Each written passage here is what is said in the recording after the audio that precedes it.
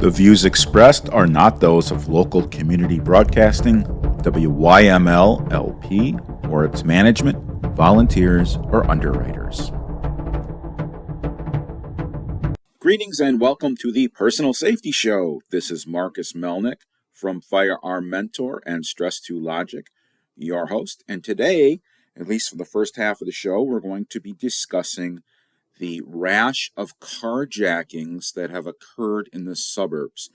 As a matter of fact, police warned Costco shoppers of gas station carjacking trend, and this has happened in the suburbs that are north of Chicago. Cops are warning shoppers to be aware of their surroundings. That's going to save your life. Following a recent rash of carjackings at Costco gas stations. This information is dated from December 2023. Occurred in Glenview on December 20th. A driver of a Mercedes was carjacked in broad daylight as they were filling up on gas. Police said that the driver saw a man in all black clothing and a ski mask. That's your first indication of trouble. That's my comment. Get in on the driver's side, start the car, and start to pull away. They said the owner tried to get in on the other side to stop the thief, but fell. Never a good idea to attempt to enter a moving car. Following that Costco carjacking on December 21st, Glenview police posted on Facebook, "Hide your belongings, lock your car, take your keys and your fobs." The post reads, "Please lock your car and remove key fobs from your parked cars." It's very, very simple. My car operates on a key fob. It's in my pocket. I don't have to leave it in the car. Over the past couple weeks, and this is back in December, there was an increase of daytime and early evening car thefts from North Suburban gas stations. The offenders are targeting unlocked vehicles while the victims are pumping gas or inside the convenience store. Be aware of your surroundings and please report any suspicious activity to the police. It's not the only recent brazen car theft in Chicago. In November, a woman was dragged in Niles by a man stealing her car. And she was filling up again at a gas station at Costco when a man in a ski mask hopped inside. I was holding the driver's side door and waving my head, "Don't do it, don't do it." But that guy, he wasn't scared, she said, according and adding that she dragged her alongside the car. The guy turned on the car and dragged me from the gas station to the stop sign. I fell and was bleeding from my elbow, and I was screaming. Patel said that the robber got away with her phone, purse, black Lexus, which had been a gift from her late son just before his death in 2021. The Niles Police Department told NBC Chicago that there has been 3 reported stolen vehicles and 2 carjacking attempts at that specific gas station between July 29th and September 25th last year. Each vehicle was taken while the driver was pumping gas with the engine running. Okay, people, here's your first tip. Number 1, safety-wise and common sense-wise, do not have your vehicle running when you're pumping gas. Every manual says that. There are signs at gas stations that say that. Shut your engine off. Okay, that's number 1. And that's safety for you for filling up gas, which is highly, highly flammable. It is also safety because no one can jump in your car and drive away if it's not on. So turn off your car, keep your key with you, lock your door. It's really, really simple. Too bad some people are in condition white. So let's talk about that. Condition white is when someone is unaware of any danger, they're oblivious to their surroundings, and they're daydreaming. Let me ask the listeners this. This is a rhetorical question because I will answer it, but are you ever in condition white? And I get tough guys in my classes all the time. Of course not. No way. Baloney. Everybody is in condition white from time to time, whether they're sleeping, showering, staying home. If somebody is watching their phone, most likely they're engrossed into their phone and they are not looking at their surroundings. There's 2 other times when people are, that just off the top of my head, that people are in condition white. Ever try to open a produce bag? It is frustrating and very, very focusing. And I realized that one time when I was going grocery shopping and trying to open this produce bag and I couldn't.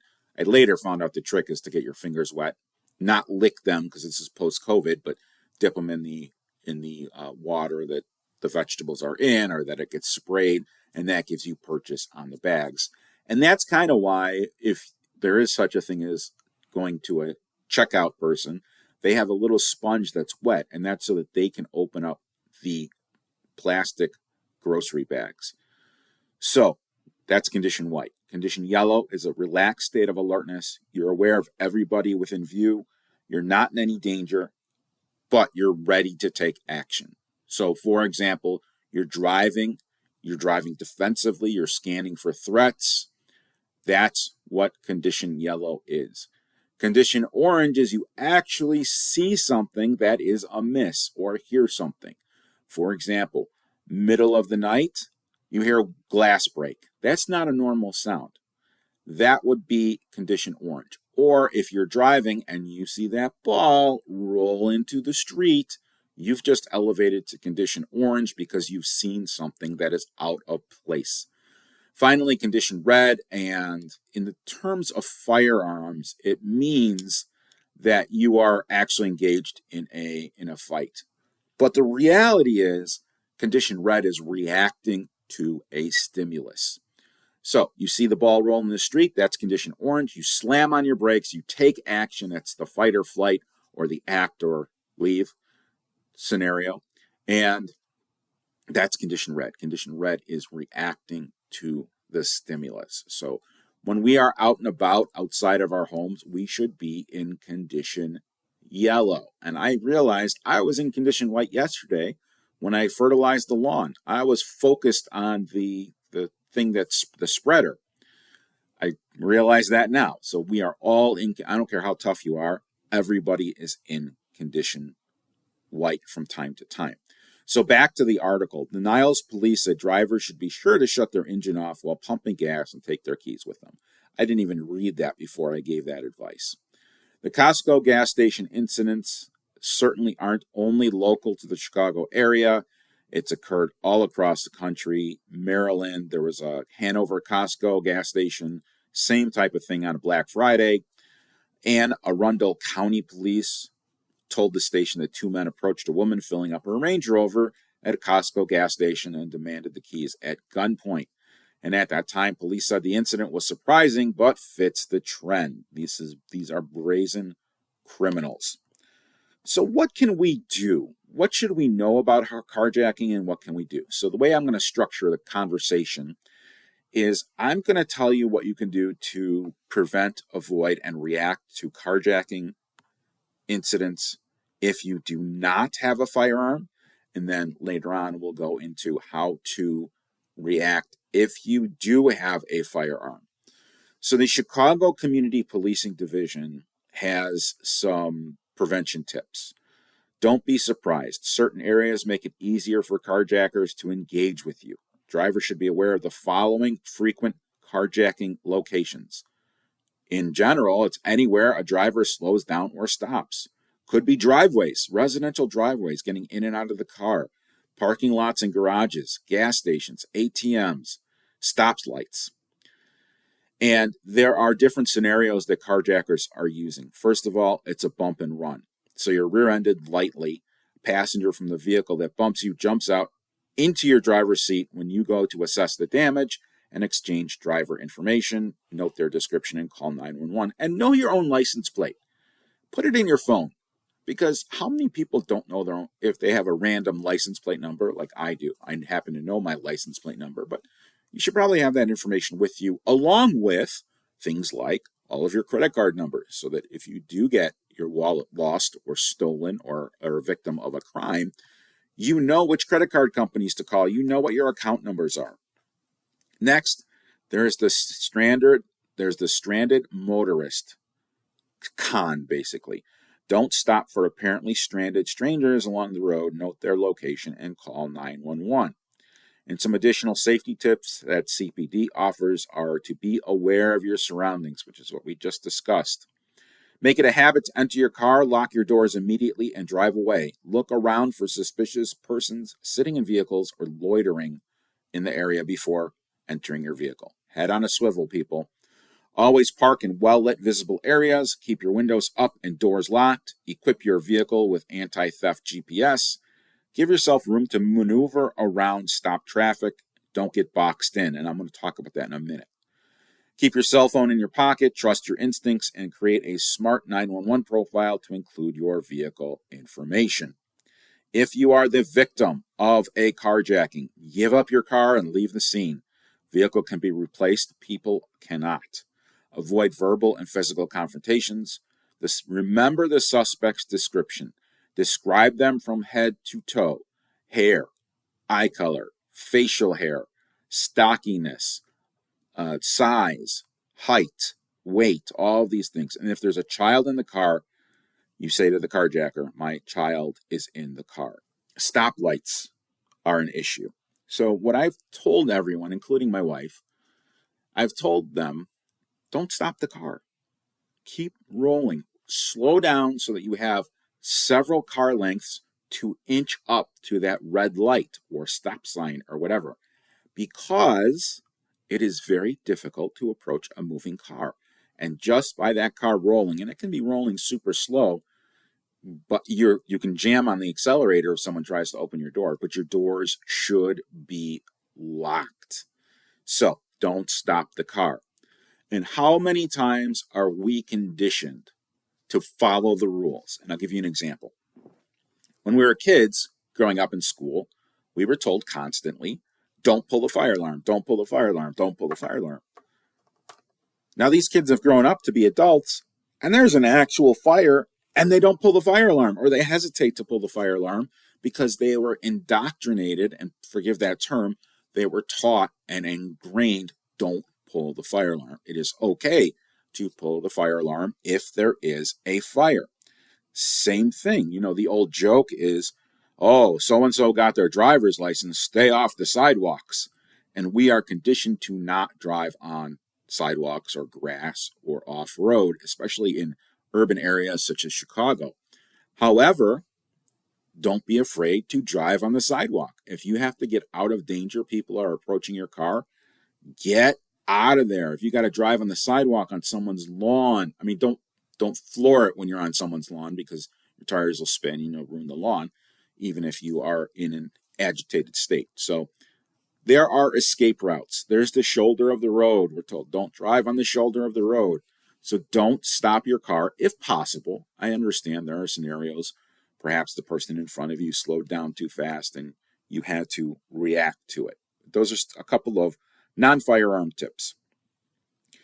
So California Highway Patrol also has things that they've set out. Keep your doors locked, close windows, drive with a companion. I think that's high, and it's a very high and lofty goal because I don't drive with a companion. And before you route your trip, travel by freeway. Can you tell that's from California? We call them highways. They call them freeways. We call them tollways, or well-lighted, frequently used surface streets.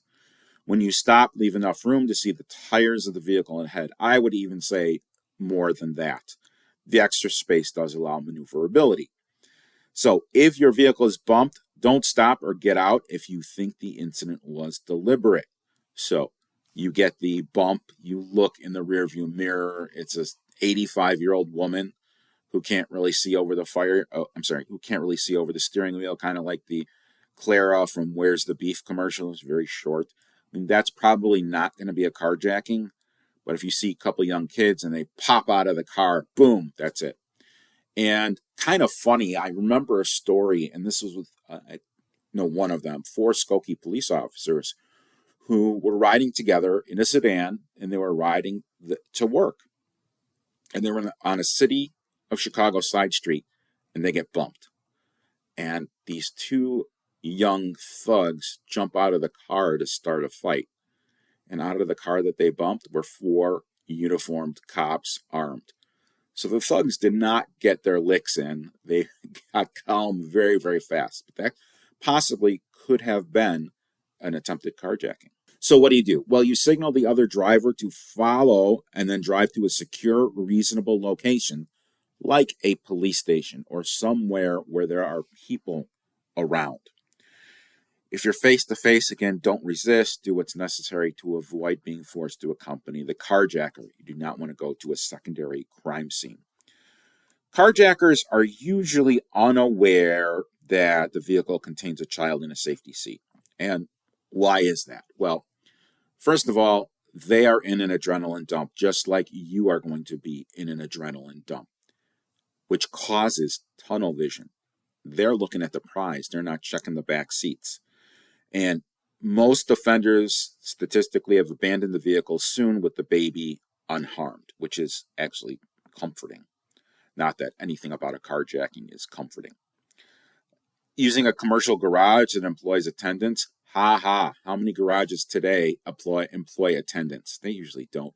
And these people are in their booths and they're not on floor 8 where you're getting carjacked. Take a look at your surroundings before you get in or get out of your vehicle. This is key right here. And I said that on purpose, kind of as a dad joke. But have your keys in your hand and be ready to unlock and enter your vehicle promptly. Now, you might not have a physical key anymore. It might be a fob, but don't get to your car. Look down in your purse or pat your pockets down if you're a guy.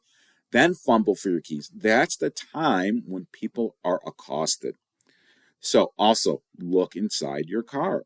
Once inside, lock the door. And if you see someone following you, don't go to your car. Go to a place where there are people.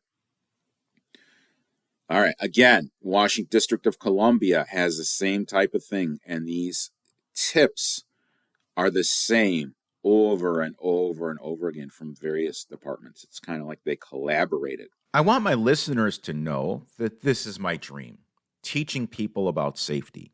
If it weren't for you, if it weren't for my listeners, I couldn't live my dream.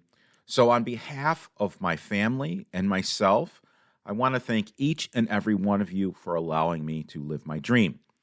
And I also want to continue to live my dream, and I'm excited to continue to spread the word of safety. Recently, I began a new service as a conference keynote speaker. So if anyone would like for me to speak at future events, or if anyone knows of an introduction or would like to discuss how we can work with one another, I'd love to do just that.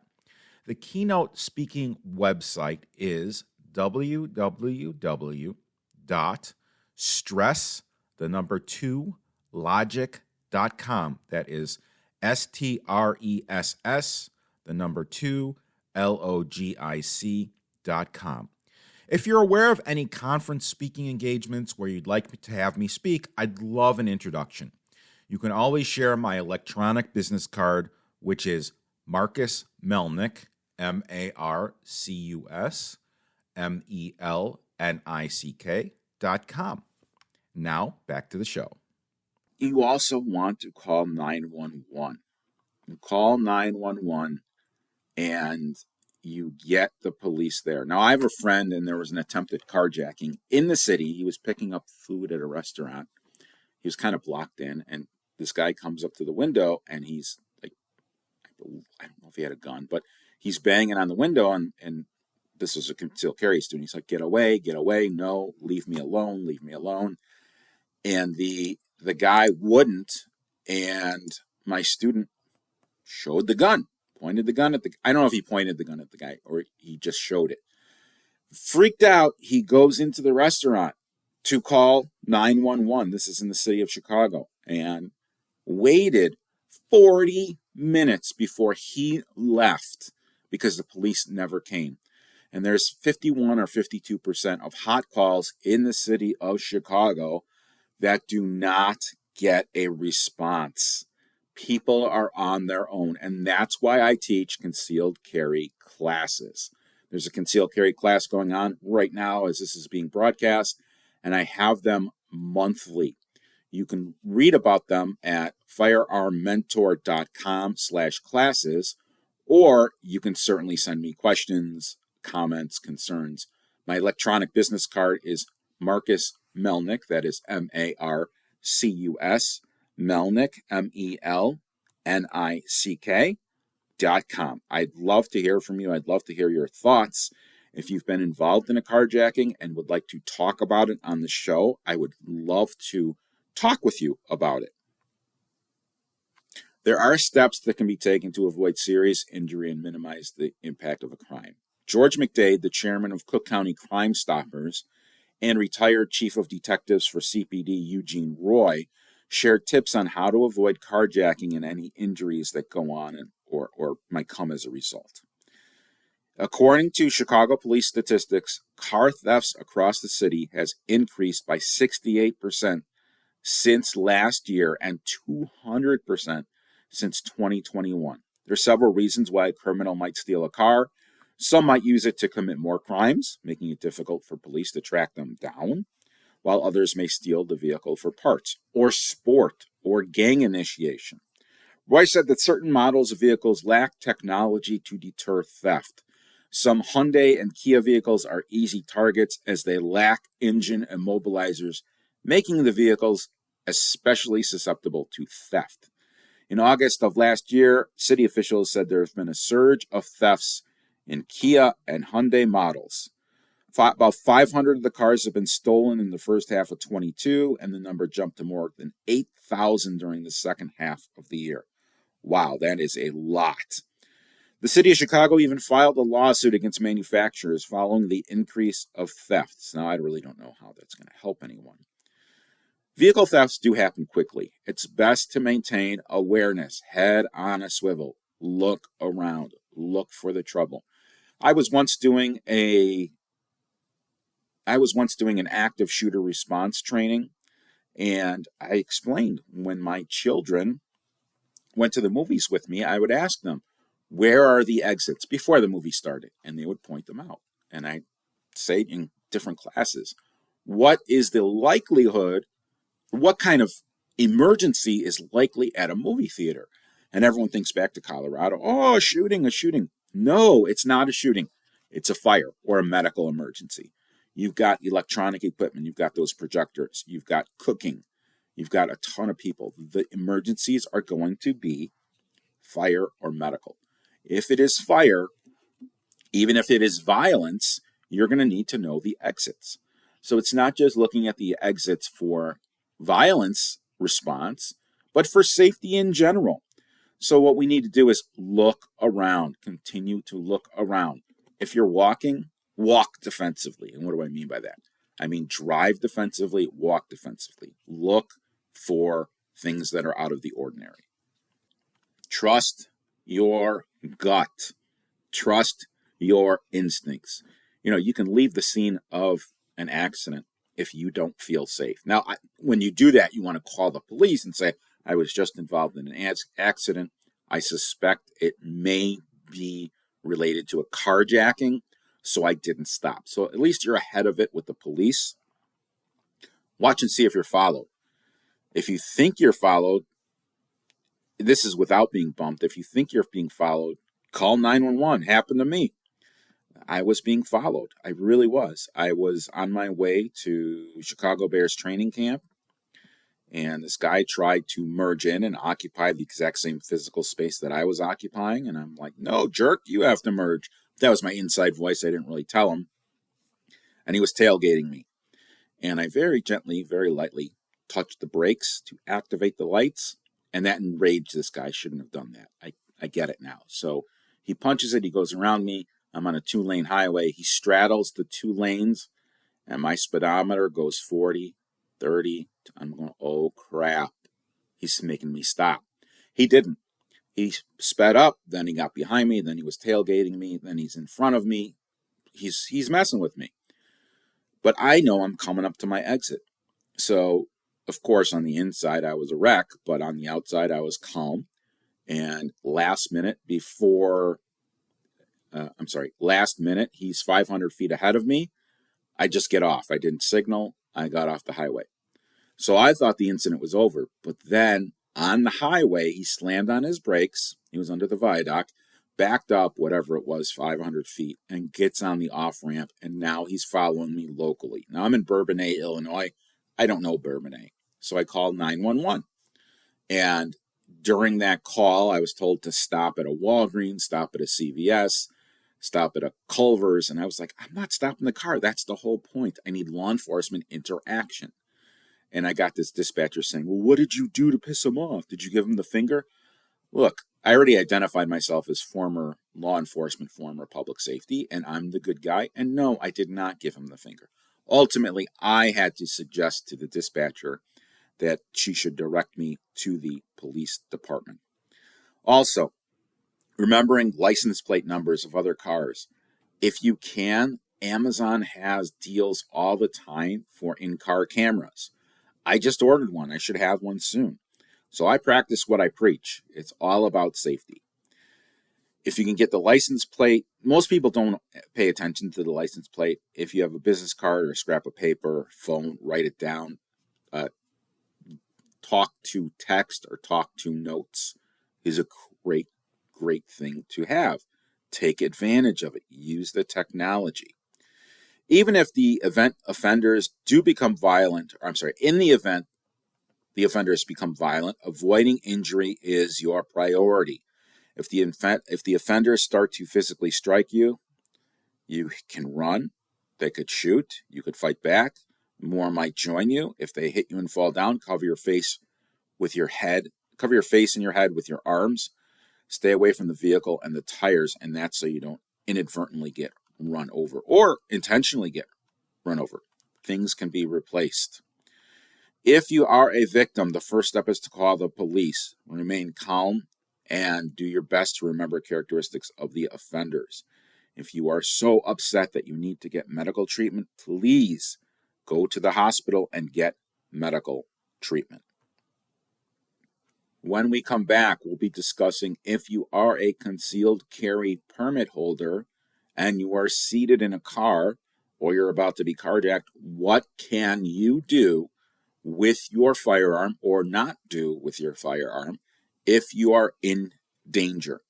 So stay tuned. We will be back in a moment.